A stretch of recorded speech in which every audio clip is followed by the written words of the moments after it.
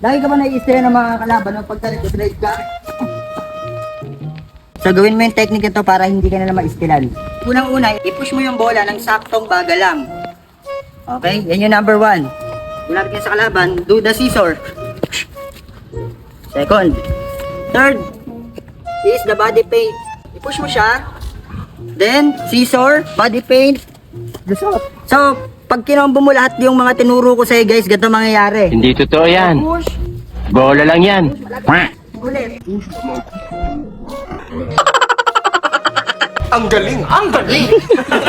So, push, scissor.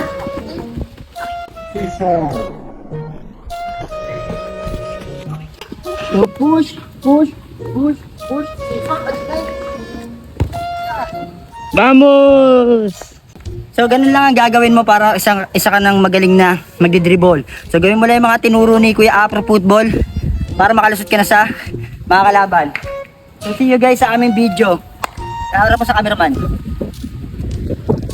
Yay! Woo!